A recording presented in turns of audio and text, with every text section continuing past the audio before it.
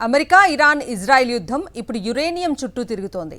Iran వద్ద ఉన్న uranium నిల్వలపై మాటల యుద్ధం మొదలైంది. తమ దగ్గరున్న శుద్ధి చేసిన యురేనియం నిల్వలను వదులుకోవటానికి ఇరాన్ ముందుకొచ్చింది. మాకు అణ్వాయుధాలు అవసరం లేదంటోంది. శుద్ధి చేసిన యురేనియం అప్పగించేందుకు ఇరాన్ సిద్ధంగా ఉందని అమెరికా ప్రకటించిన కొన్ని గంటల్లోనే ఇరాన్ ఈ ప్రకటన చేసింది. అసలు ఈ యుద్ధంలో యురేనియం ఎంత కీలకం? ఇరాన్ వద్ద శుద్ధి చేసిన యురేనియం ఎంతుంది?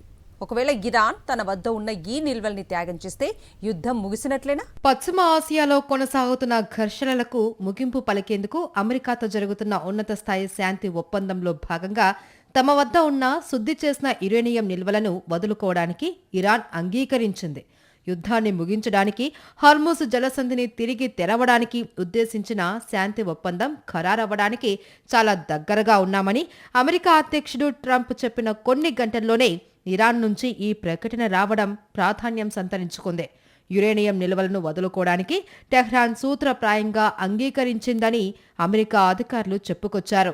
మాకు అణ్వాయుధాలు అవసరం లేదు అని, అణ్వాయుధాల విషయంలో ప్రపంచానికి భరోసా ఇస్తున్నామంటూ ఇరాన్ అధ్యక్షుడు విస్పష్టంగా ప్రకటించారు. అయితే ఈ ప్రకటన కంటే ముందు చాలా సస్పెన్స్ నడిచింది. తమ వద్ద ఉన్న శుద్ధి చేసిన యురేనియం నిల్వలను వేరే దేశానికి అప్పగించడానికి అంగీకరించము అని ఇరాన్కు చెందిన ఒక సీనియర్ అధికారి వెల్లడించారు.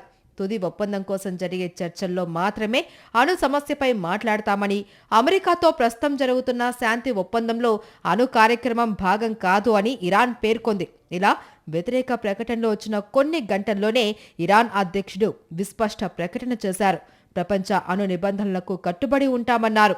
అంతర్జాతీయ అణు ఇంధన సంస్థ అంచనా ప్రకారం ఇరాన్ వద్ద ప్రస్తుతం 400 కిలోల యురేనియం ఉంది. ఇది 60% శుద్ధి చేసిన యురేనియం. ఇది అణ్వాయుధాల తయారీకి అవసరమైన స్థాయికి చాలా దగ్గరగా ఉంది. ఈ నిల్వలను మరింత శుద్ధి చేస్తే 1 కంటే ఎక్కువ అణుబాంబులను తయారు చేయడానికి అవసరమైన యురేనియం అందుబాటులో ఉన్నట్టే. ఇరాన్లోని ఇస్ఫహాన్ అణు కర్మాగారంలో భూగర్భంలో నిల్వ ఉంచినట్టు భావిస్తున్న యురేనియం నిల్వలను లక్ష్యంగా చేసుకుని అమెరికా సైనిక ఆపరేషన్కు సిద్ధమైనట్టు వార్తలొస్తున్నాయి. ఇరాన్పై ఇలాంటి ఆపరేషన్ చేయడం అమెరికాకు కొత్త కాదు. గత ఏడాది టొమాహాక్ క్షిపణుల్ని ఇరాన్లోని కొన్ని అణు కేంద్రాలపై ప్రయోగించింది. అగ్రరాజ్యం భూగర్భంలో దాచిన నిల్వలను నాశనం చేయడానికి బంకర్ బస్టర్ బాంబులను కూడా ఉపయోగించింది.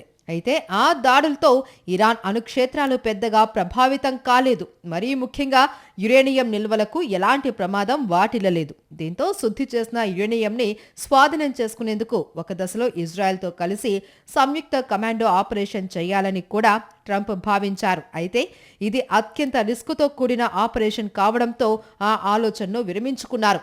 ఆ తర్వాతే ఇరాన్పై ఇజ్రాయెల్ యుద్ధం మొదలుపెట్టింది. ఆ తర్వాత ఊహించని విధంగా హార్ముజ్ జలసంధి స్తంభించిపోయింది. దీంతో ప్రపంచ దేశాలు విలవిల్లాడాయి. అలా మొత్తం యుద్ధానికి కేంద్రంగా మారింది యురేనియం. నిజానికి గతంలోనే అణు నిరాయుధీకరణకు ఇరాన్ అంగీకరించింది. 2015లో కుదిరిన ఒప్పందం ప్రకారం తన వద్ద ఉన్న శుద్ధి చేసిన యురేనియం నిల్వల్లో కొంత భాగాన్ని రష్యాకు బదిలీ చేసింది. కొత్తగా అమెరికా అధ్యక్షుడిగా బాధ్యతలు స్వీకరించిన ట్రంప్ ఈ ఒప్పందం నుంచి బయటకు రావడంతో అసలు వివాదం మొదలైంది. ఇప్పుడు మరోసారి శాంతి ఒప్పందంతో పాటు అణు నిరాయుధీకరణ ఒప్పందంపై చర్చలు నడుస్తున్నాయి. పీస్ డీల్ దాదాపు కొలిక్కి వచ్చిందని ట్రంప్ ప్రకటించడం, ప్రపంచ అణు నిబంధనలకు కట్టుబడి ఉంటామని ఇరాన్ ప్రకటించడంతో శాంతి ఒప్పందానికి మార్గం మరింత సుగమమైంది. మొత్తం మీద ఇరాన్ సంచలన ప్రకటన చేసింది. తమ అణు కార్యక్రమానికి సంబంధించి ప్రపంచానికి భరోసా ఇచ్చింది. ప్రపంచ అణు నిబంధనలకు కట్టుబడి ఉంటామంది. తమకు అణ్వాయుధాలే అక్కర్లేదంటోంది.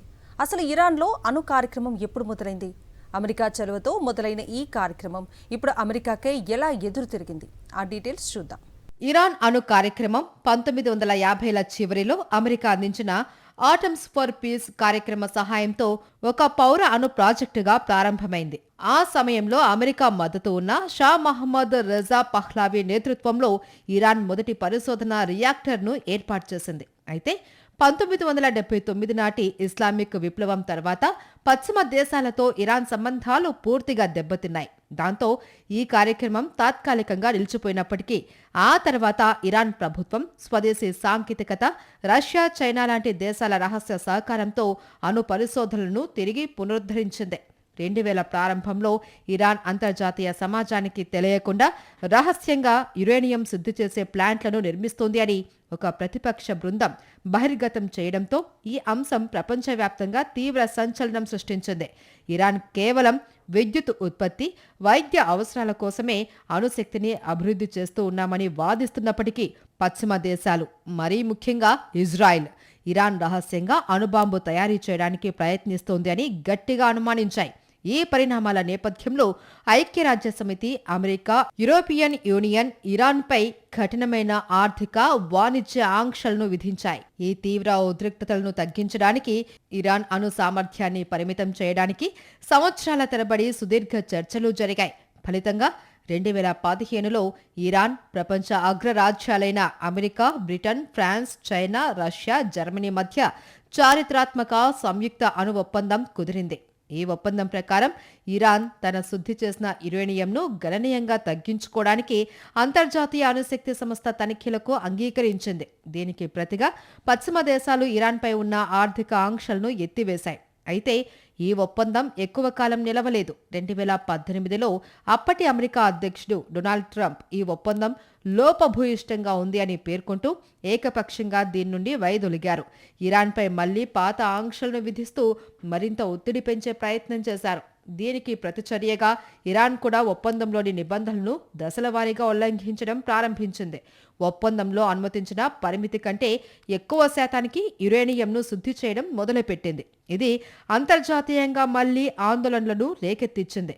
ప్రస్తుతం ఇరాన్ అణు కార్యక్రమం అత్యంత క్లిష్టమైన దశకు చేరుకుంది. ఎందుకంటే ఆ దేశం అణుబాంబు తయారీకి అవసరమైన స్థాయికి, అంటే అణుబాంబు తయారీకి దాదాపు 90% దగ్గరైంది.